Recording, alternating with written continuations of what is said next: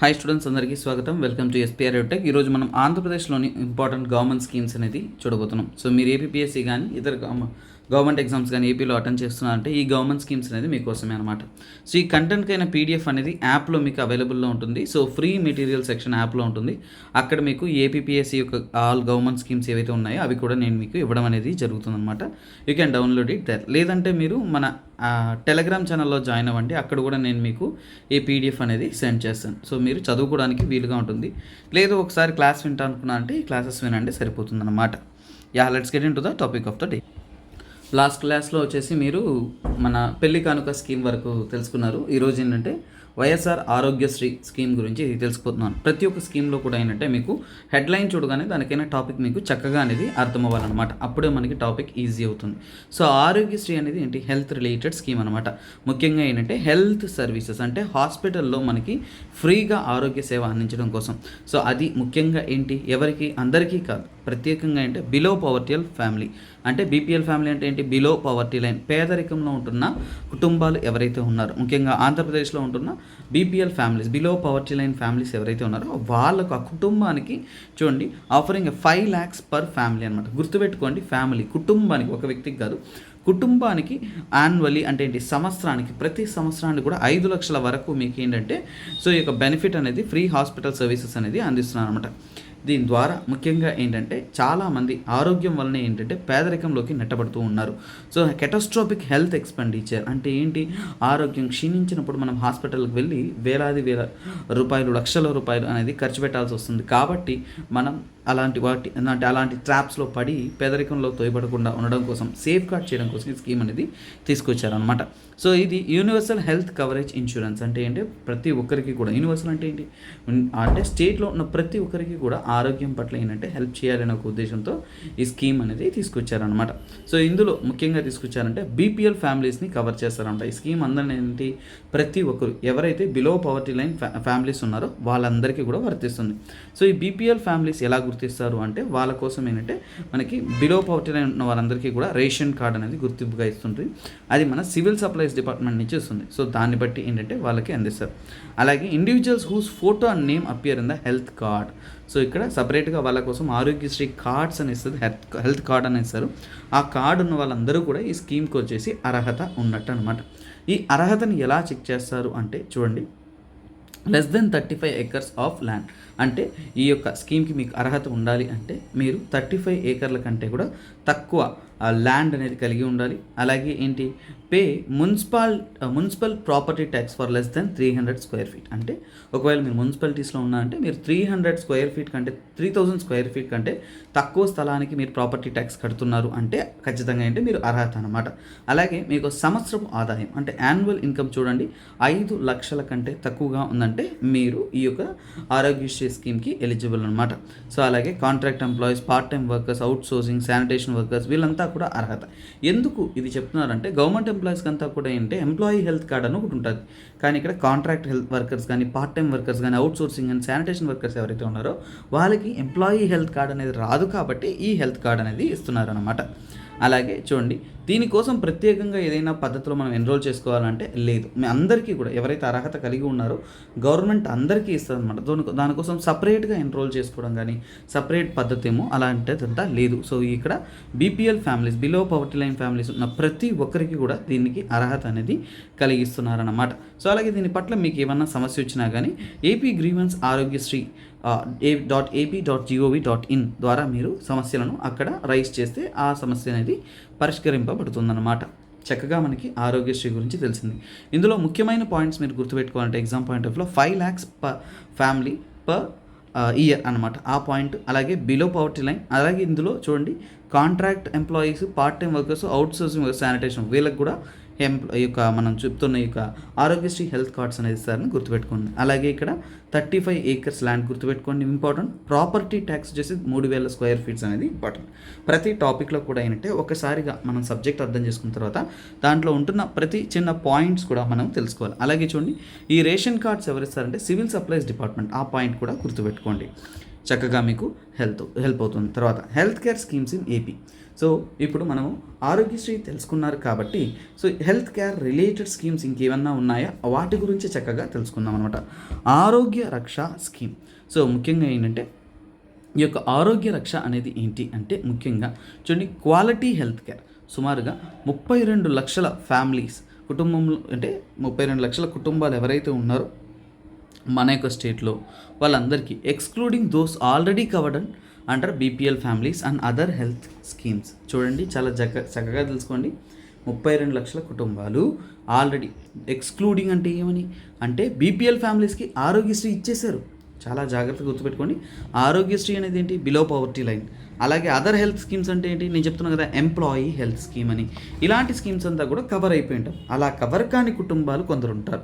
అలా 32 లక్షల కుటుంబాలు అంటే వాళ్ళంతా కూడా బీపీఎల్ ఫ్యామిలీ కింద ఆరోగ్యశ్రీ వాళ్ళకి వర్తించదు, ఎంప్లాయీ హెల్త్ కార్డు వర్తించదు. అలా ఉంటున్న కుటుంబాలు ఎవరైతే ఉన్నారో వాళ్ళకు సెలెక్ట్ చేసుకొని వాళ్ళకు అద్భుతమైన ఆరోగ్య సేవలు అందించడం కోసం ఆరోగ్య రక్ష స్కీమ్ అనేది గవర్నమెంట్ అనేది అందిస్తుంది అనమాట. సో ఇందులో మీకు అబోవ్ పవర్టీ లైన్ ఉన్న వాళ్ళు కానీ బిలో పవర్టీ లైన్ ఉన్న కుటుంబాలు కానీ వాళ్ళు కొద్దిగా ప్రీమియం కట్టాలి. యాన్యువల్ ప్రీమియం ఆఫ్ 1200 అంటే ఏంటి, సంవత్సరానికి గాను జనవరి 1, 2017 నుంచి ఈ స్కీమ్ వర్తిస్తూ ఉంటుంది. సో 1200 అనేది వాళ్ళు ఏంటంటే సంవత్సరానికి 1200 అనేది పే చేయాలి. యాన్యువల్ అంటే ఏంటి, సంవత్సరానికి అనమాట. While new Born can be registered per 100 అంటే ఏంటి, ఇక్కడ ఎవరైనా కానీ కొత్తగా జన్మించారు అంటే వాళ్ళకు ఏంటంటే రిజిస్ట్రేషన్ అనేది చెందుతుందన్నమాట ఆ కుటుంబంలో అనమాట. సో మొత్తానికి అంటే పెయిడ్ ప్రీమియం హెల్త్ సర్వీసెస్ అని చెప్పొచ్చు అనమాట. అలాగే ఈ యొక్క స్కీమ్లో అర్హత తీసుకున్నామంటే registration of newly married couples.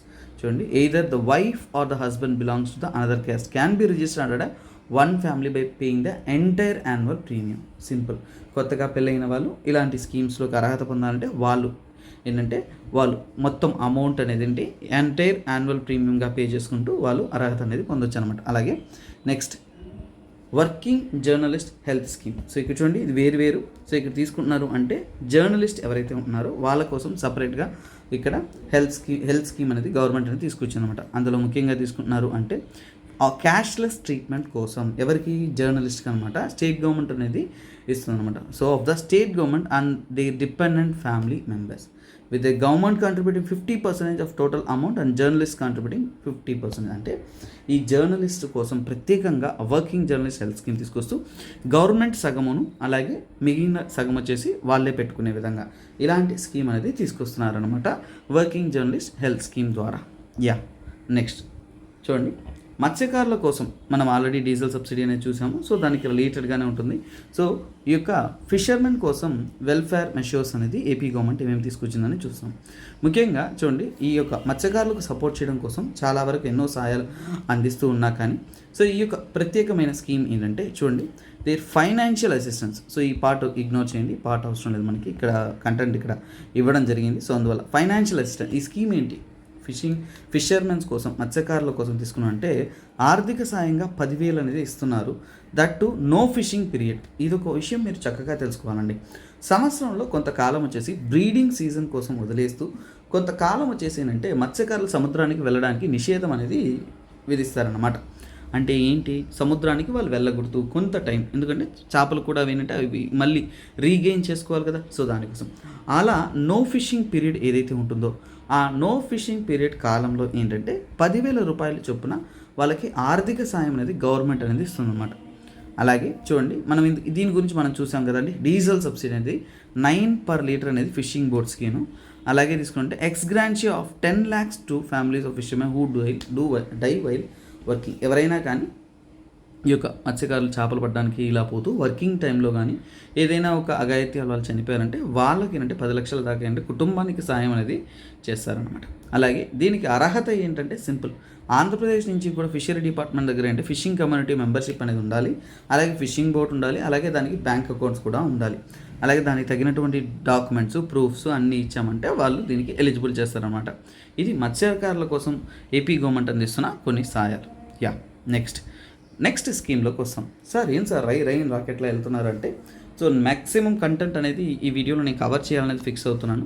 So కొద్దిగా ఫాస్ట్గానే నేను క్లాసెస్ అనేది వెళ్దామని ఫిక్స్ అవుతున్నాను. సో అందువల్ల కొద్దిగా మీరు అడ్జస్ట్ అయ్యి నేర్చుకోండి, నో ప్రాబ్లం.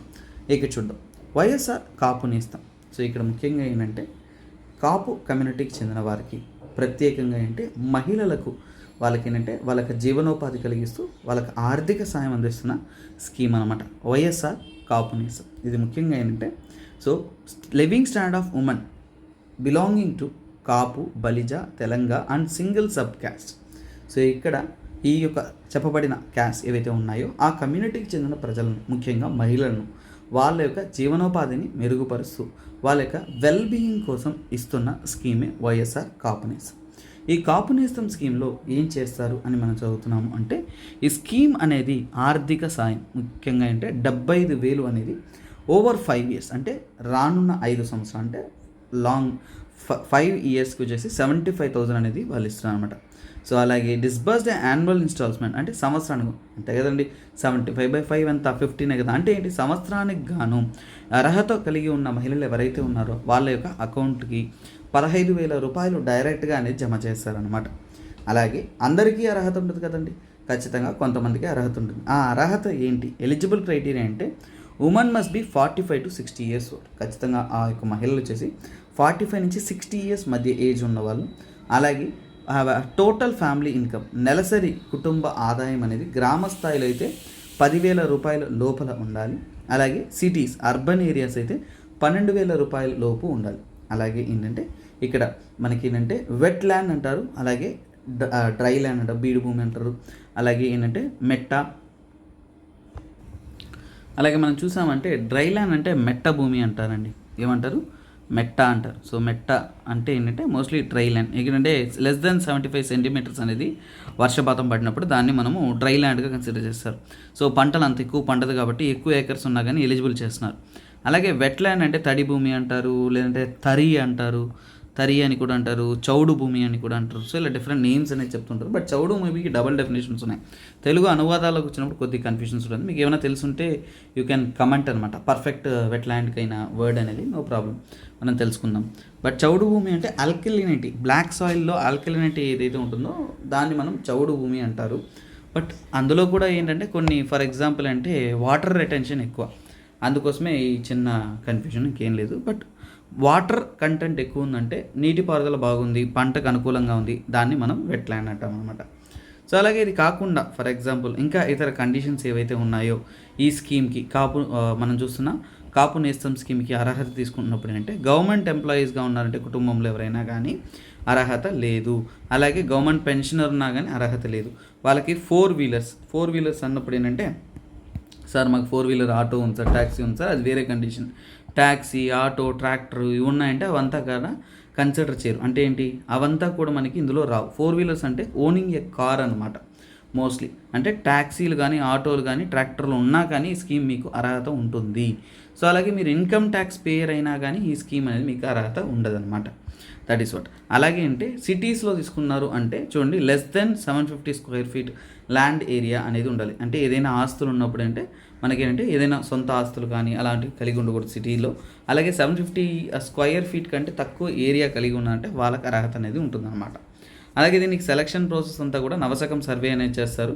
ఆ సర్వే తర్వాత Aadhaar, proofs, identity, proof of residence, below poverty line certificate, తర్వాత పాస్పోర్ట్ సైజ్ ఫోటో అన్నీ తీసుకునేసి మీకు అప్లై అనేది చేస్తారు. ఇవన్నీ కూడా నవశకం పోర్టల్ ద్వారా ఏంటంటే అప్లై చేసి అర్హత ఉన్న వాళ్ళకి ఈ స్కీమ్ ద్వారా బెనిఫిట్స్ అనేది అందిస్తారనమాట. యా, నెక్స్ట్ స్కీమ్ గురించి చూద్దామా. జగనన్న తోడు సాయం. తోడు అంటే ఏంటి, సో కష్టాల్లో ఉన్న వాళ్ళకి తోడు ఉండడం. ఆ విధంగా అంటే ఏంటి, ముఖ్యంగా ఏంటంటే చిన్న చిన్న వ్యాపారులు ఎవరైతే ఉన్నారో వాళ్ళకి కష్టంలో ఉన్నప్పుడు అంటే టక్కున ఒక 10,000 ఇమ్మంటే ఎవరైనా ఇస్తారా అంటే ఇవ్వరన్నమాట. సో అలా ఇవ్వడాన్ని జగనన్న తోడు స్కీమ్గా మనం గుర్తుపెట్టుకోవచ్చు అనమాట. సో అందులో ముఖ్యంగా మనం తీసుకున్నప్పుడు స్కీమ్ అనేది ఏంటంటే ఏపీ గవర్నమెంట్ అనేది జగనన్న తోడు రూపంలో ఏంటంటే చిన్నపాటి వ్యాపారులు, ట్రేడర్స్ ఎవరైతే ఉన్నారు, యాక్చువల్గా ఇది సెంట్రల్ గవర్నమెంట్ నుంచి ఇస్తున్న ఒక స్కీమ్ అండి. ఇది సెంట్రల్ గవర్నమెంట్ స్కీమ్స్ గురించి మీరు చదివారంటే అక్కడ తెలుస్తుంది.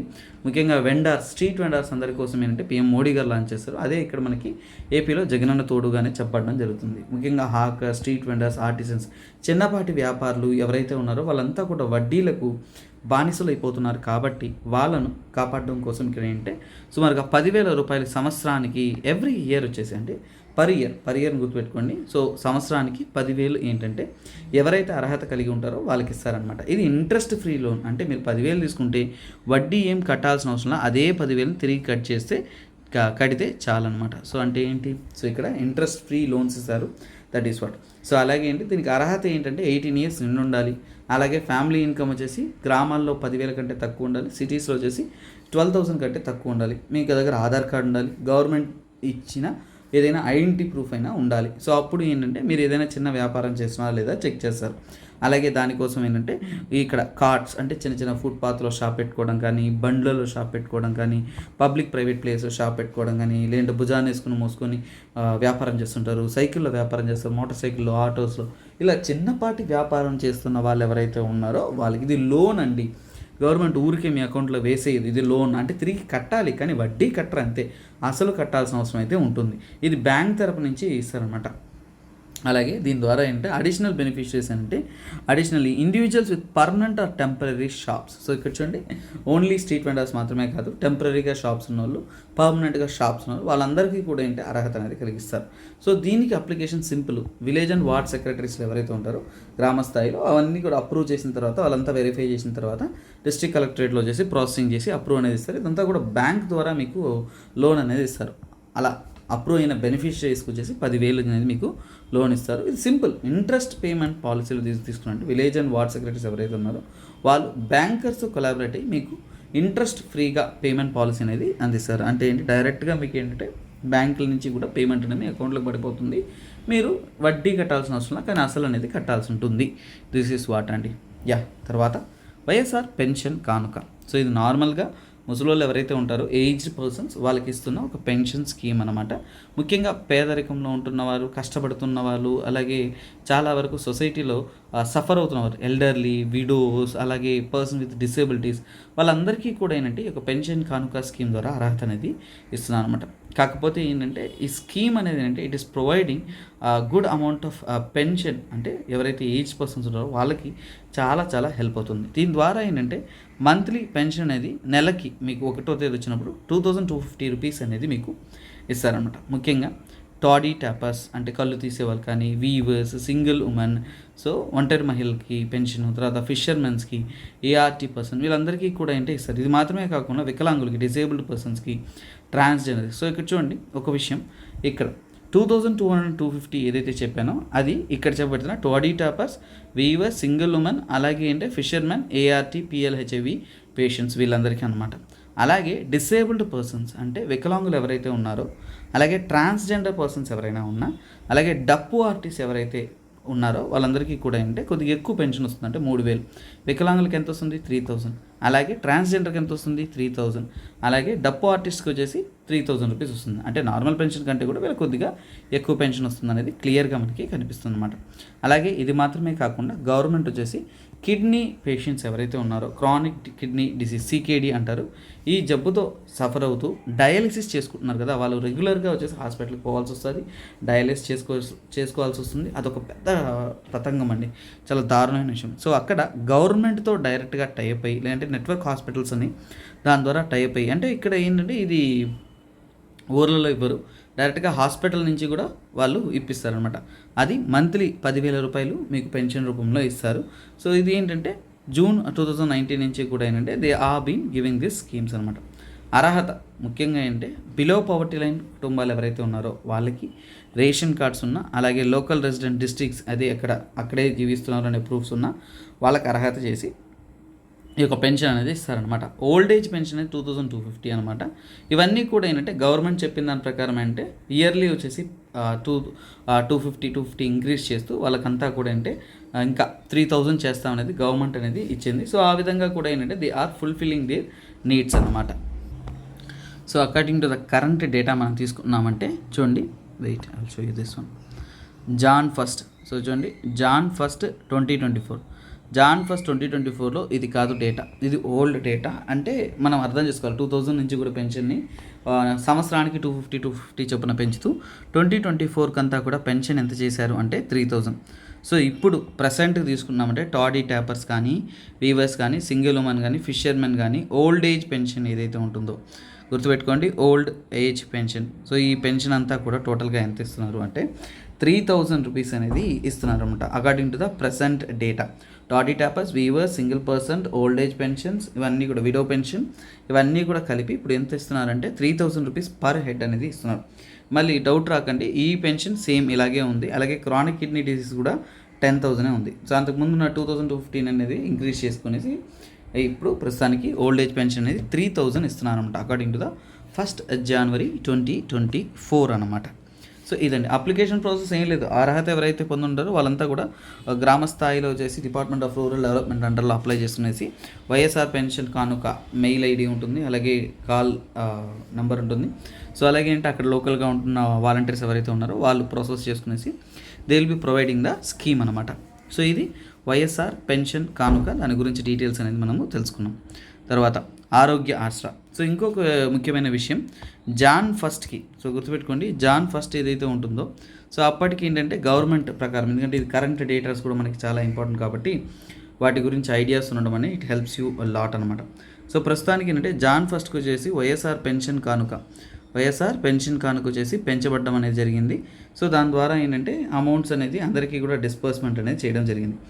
అలాగే జనవరి మంత్లోనే ఏంటంటే గవర్నమెంట్ అనేది, ఏపీ గవర్నమెంట్ అనేది ఇంకా డిఫరెంట్ బెనిఫిట్ స్కీమ్స్ ఏదైతే ఇప్పుడు మనం చూస్తున్నామో వైఎస్ఆర్ ఆసరా కానీ, సో చూడండి వైఎస్ఆర్ ఆసరా, సో వాటన్నిటికీ కూడా ఏంటంటే they are providing the timeline, అంటే ఎప్పుడు ఈ యొక్క అమౌంట్ డిస్పర్స్ చేస్తారు అనేది కూడా వాళ్ళు ఇచ్చున్నారు. అవంతా కూడా ఏంటంటే మోస్ట్లీ మనకి ఏంటంటే ఈ జనవరి, ఫిబ్రవరి ఈ టైంలో జరుగుతున్నాడు వైఎస్ఆర్ ఆసరా కానీ, అలాగే వైఎస్ఆర్ చేయూత. ఈ టైం లైన్ అనేది ఏంటంటే అప్పుడప్పుడు ఇయర్లీ మనం తెలుసుకుంటున్నప్పుడు it will help you more in examination. For example YSR Aasara అనేది జాన్ 23rd నుంచి 31st వరకు ప్లాన్ చేసుకున్నారు. అలాగే వైఎస్ఆర్ చేయూత వచ్చేసి ఫెబ్ 5 నుంచి 14 దాకా ప్లాన్ చేసుకున్నారు to release to the people's account అనమాట. జనాల యొక్క అకౌంట్లకి మనీ చేరడానికి వాళ్ళు ప్లాన్గా అనేది ఈ యొక్క డేట్స్ అనేది అనౌన్స్ అనేది గవర్నమెంట్ అనేది చేస్తున్నారు. So according to the date they are following అనమాట. సో ఇది పక్కన పెట్టామంటే మన కంటెంట్లోకి వస్తున్నాము. వైఎస్ఆర్ ఆరోగ్య ఆసరా స్కీమ్. సో వైఎస్ఆర్ ఆరోగ్య ఆసరా స్కీమ్ అనేది ఏంటి, ముఖ్యంగా ఏంటి, సో పోస్ట్ ట్రీట్మెంట్ రికవరీ. ముఖ్యంగా చాలా జాగ్రత్తగా వినండి. పోస్ట్ ట్రీట్మెంట్ రికవరీ అంటే మనము ఆరోగ్యశ్రీ అనేది ఏంటి, మీరు ఆరోగ్యం బాగాలేకుండా హాస్పిటల్లో అడ్మిట్ అయ్యారు అంటే అక్కడ మీకు ట్రీట్మెంట్ ఫ్రీగా చేసేది వచ్చేసి ఆరోగ్యశ్రీ. కానీ ట్రీట్మెంట్ చేసి వచ్చిన తర్వాత మందులు కొనాలి, ఇతర ఖర్చులు ఉంటాయి, ఇంజక్షన్లు వేసుకోవాలి, మళ్ళీ చెకప్కి వెళ్ళాలి. ఇవన్నీ కూడా పోస్ట్ ట్రీట్మెంట్. పేదరికం ఉన్న వాళ్ళకి ట్రీట్మెంట్ తర్వాత కూడా ఏంటంటే అతిపెద్ద ఖర్చు అనేది దాగి ఉందన్నమాట. సో దానికోసం ఏంటంటే వైఎస్ఆర్ ఆరోగ్య ఆసరా స్కీమ్ అనేది తీసుకొస్తున్నారు. దీని ద్వారా ఏపీ గవర్నమెంట్ అంటే ఆర్థిక సాయం అనేది ముఖ్యంగా పువర్ పేషెంట్స్ ఎవరైతే ఉన్నారో వాళ్ళకి పోస్ట్ ట్రీట్మెంట్ రికవరీ, ట్రీట్మెంట్ చేసిన తర్వాత రికవరీ కోసం ఏంటంటే ఆర్థిక సాయం అనేది ఇస్తున్నారు. సో దీని ద్వారా ఏంటంటే daily allowance of up to 225 to maximum of 5,000 per month for a prescribed relaxation time. అంటే రోజుకి చూడండి డైలీ అలవెన్స్ కూడా కొందరికి 225 రూపీస్ దాకా ఇస్తున్నారు. అలాగే మ్యాక్సిమం వచ్చేసి మంత్లీ 5,000 అలవెన్స్ కూడా ఇస్తున్నారు అనమాట. సో ఈ విధంగా ఏంటంటే సో ఇదండి చేసి మ్యాక్సిమం అంటే అంతే అమౌంట్ ఇవ్వరు, it will be changing person to person. అంటే ఆ యొక్క మీకు ఏదైతే మెడికల్ ట్రీట్మెంట్ చేస్తారో ఆ ట్రీట్మెంట్ని బట్టి అక్కడ హాస్పిటల్ మేనేజ్మెంట్ డిసైజన్ బట్టి మారుస్తారన్నమాట. దీని ద్వారా ఏంటంటే సుమారుగా 836 టైప్స్ ఆఫ్ సర్జరీని దీని అంటర్లో తీసుకొస్తున్నారు. సో దాని ద్వారా ఎవరైతే ఆర్థికంగా వెనకబడి ఉన్నారో వాళ్ళందరికీ కూడా ట్రీట్మెంట్ అయిన తర్వాత మందులకు ఇతర హెల్ప్ కావాలన్నప్పుడు దానికి ఈ ఆరోగ్య ఆసరా స్కీమ్ అంటర్లో ఎలిజిబిలిటీ ఉంటుందన్నమాట. ఖచ్చితంగా ఏపీ పర్మనెంట్ రెసిడెంట్స్ ఎవరైతే ఉంటున్నారో వాళ్ళకి అర్హత ఉంటుంది. అందులో ముఖ్యంగా ST, OBC, SC and minority groups, అలాగే పేద కార్మికులు ఎవరైతే ఉంటున్నారో వాళ్ళు ఇందులో అర్హత కలిగి ఉంటారనమాట. సో అలాగే అంటే స్కీమ్ అనేది ఇంకొక ముఖ్యమైన విషయం అంటే ఈ ట్రీట్మెంట్ అనేది మీరు ఖచ్చితంగా చూడండి, seek treatment at hospital selected by the state health department. మీరు ఏ హాస్పిటల్లో పడితే ఆ హాస్పిటల్లో ట్రీట్మెంట్ చేసుకుని గవర్నమెంట్ దగ్గర డబ్బులు అడిగితే కరెక్ట్ కాదు. గవర్నమెంట్ అనేది అర్హత కలిగిన హాస్పిటల్స్లో కొన్నిట్లో ట్రీట్మెంట్ చేసుకున్నప్పుడు మాత్రమే వాళ్లకు ఇలాంటి పోస్ట్ ఆరోగ్య ఆసరా స్కీమ్ అనేది అందిస్తారన్నమాట. దానికి కూడా సేమ్ మనం చూస్తున్న అప్లికేషన్ ప్రాసెస్ ఏది మామూలు డాక్యుమెంటేషన్స్ ఉంటుందో సేమ్ డాక్యుమెంటేషన్స్లో అనేది చేయొచ్చు అనమాట. సో అలాగే గవర్నమెంట్ అనేది దీనికోసం 104 అనే ఒక కాల్ నెంబర్ కూడా ఏంటంటే ఉంచారు. సో దీనికి సాయం కానీ ఏదైనా హెల్ప్ ఉన్నప్పుడు దాని ద్వారా ఏంటంటే మనం కన్సల్ట్ అవ్వచ్చు అనమాట. నెక్స్ట్ స్కీమ్లోకి వెళ్దాం. విద్యా కానుక స్కీమ్, జగనన్న విద్యా కానుక. ముఖ్యంగా ఏంటంటే మనం ఫీ రియంబర్స్మెంట్ అంతకుముందు మనకి వైఎస్ఆర్ కాలంలో మనం పొందుంటాం. సో దాన్ని కొద్దిగా అప్గ్రేడ్ చేసి ఈ యొక్క జగనన్న విద్యా కానుక స్కీమ్గా అనేది మనం చూడొచ్చు అనమాట. స్టూడెంట్స్ ఎవరైతే ముఖ్యంగా అంటే క్లాస్ 1 నుంచి 10th దాకా గవర్నమెంట్ స్కూల్స్లో చదువుతున్నారో వాళ్ళందరికీ కూడా ఏంటంటే విద్యా కానుక అనేది ఆర్థిక సాయం అనేది అందిస్తున్నమాట. సో దీని ద్వారా ఏంటంటే ఎన్నో 39 అంటే సుమారుగా 40 lakhs స్టూడెంట్స్ ఎవరైతే ఉన్నారో వాళ్ళందరూ కూడా ఏంటంటే అర్హత పొందుతున్నారు. Sorry for my inconvenience. ఇది రియంబర్స్మెంట్ కాదు, అది వేరే స్కీమ్. వైఎస్ఆర్ ఫీ రియంబర్స్మెంట్, ఇది డిఫరెంట్. విద్యా కానుక కదా. సో ఇది ఏంటంటే విద్యా కానుక అంటే వాళ్ళకి పిల్లలు ఎవరైతే గవర్నమెంట్ స్కూల్లో చదువుతున్నారో వాళ్ళకి అద్భుతంగా ఏంటంటే కావాల్సిన ఫెసిలిటీస్, అంటే ఫర్ ఎగ్జాంపుల్ కొంతమంది యూనిఫామ్ కొనలేరు, స్కూల్స్లో బ్యాగ్స్ కొనలేరు, ఇవన్నీ కూడా ఏంటంటే చాలా వరకు వెనకబడిపోయి బేసిక్ ఎక్విప్మెంటల్ సపోర్ట్ అనేది ఉండదు. వాళ్ళకి ప్రత్యేకంగా అంటే యూనిఫామ్స్, 3 జతల యూనిఫామ్స్, అలాగే set of notebooks, text books, shoes, అలాగే సాక్స్, బెల్ట్, స్కూల్ బ్యాగ్ అన్నీ. అంటే ఇప్పుడు ఒకటి ఆలోచించాలి మనం, ఎందుకు సార్ ఇవన్నీ ఇవ్వాలంటే కొంతమంది పేదరికంలో ఉంటారు, కొంతమంది డబ్బున్న ఉంటారు.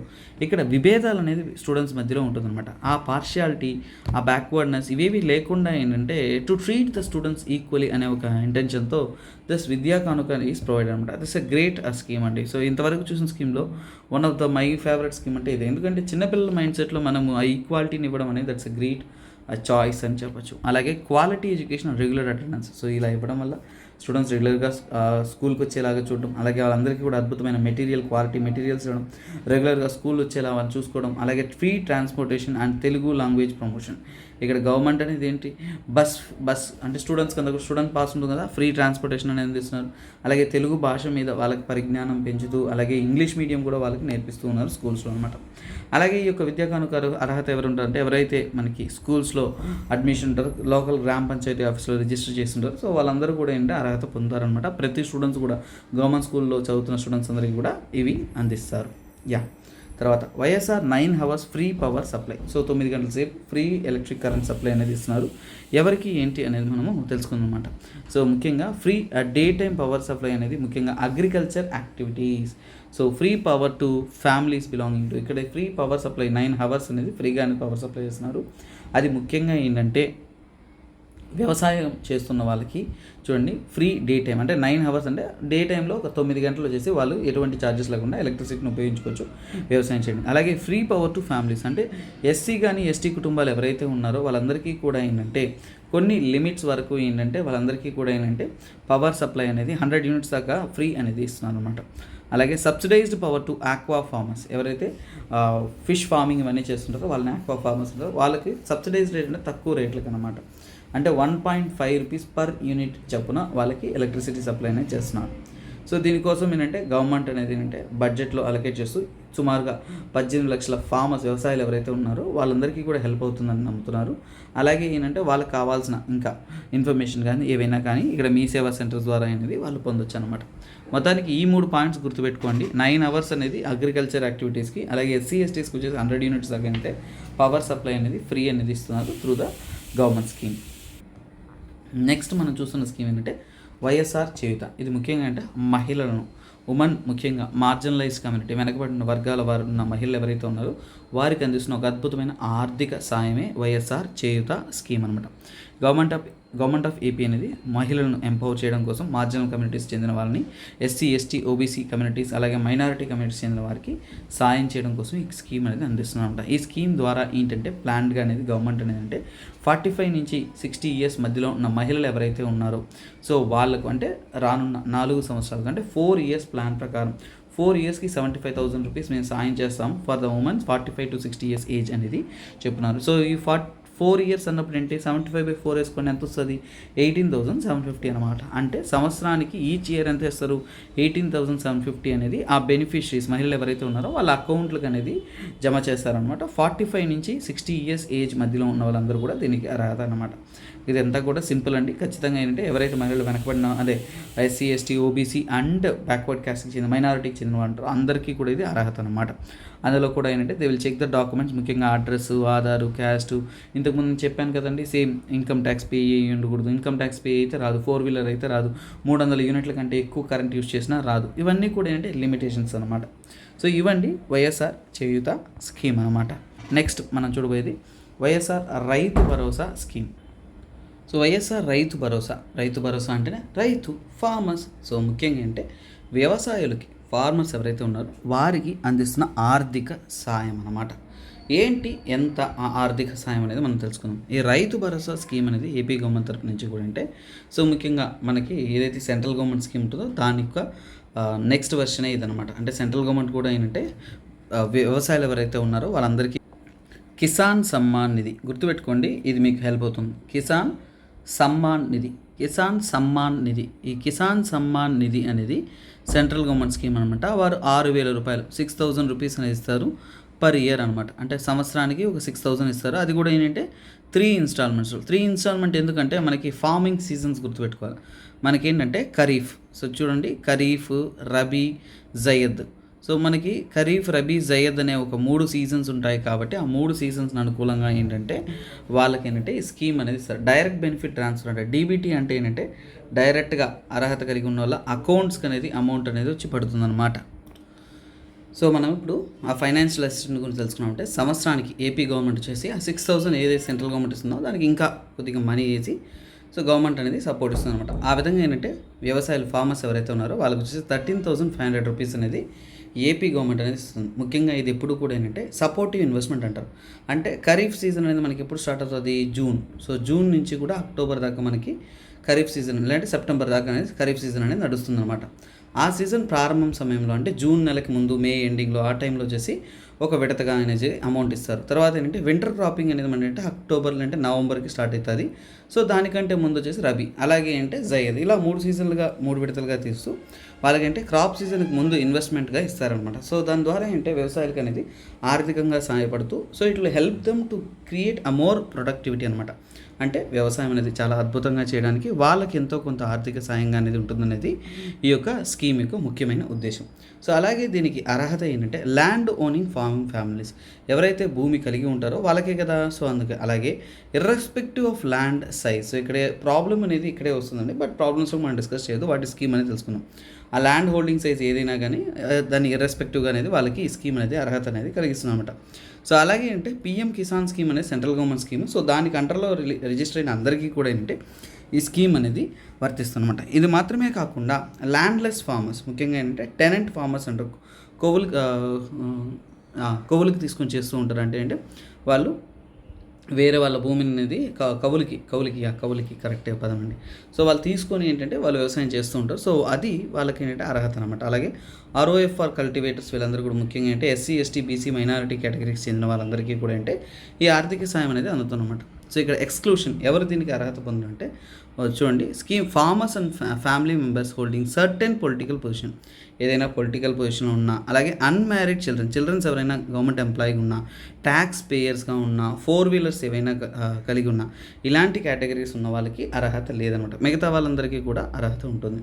సో అలాగే ఏంటంటే అక్కడ ఉంటున్న లోకల్గా ఉంటున్న వాలంటీర్స్ కానీ, తర్వాత VRO కానీ, వీళ్ళందరూ కూడా వెరిఫై చేసి వాళ్ళకి భూమి యొక్క ఏరియా కానీ, ల్యాండ్ ఏరియా కానీ అన్నిటిని అర్హత చెక్ చేసి వాళ్ళకి అనేది ఈ యొక్క స్కీమ్ అనేది వర్తింపజేస్తారనమాట. That is what your so called మనం చూస్తున్న వైఎస్ఆర్ రైతు భరోసా స్కీమ్ అనమాట.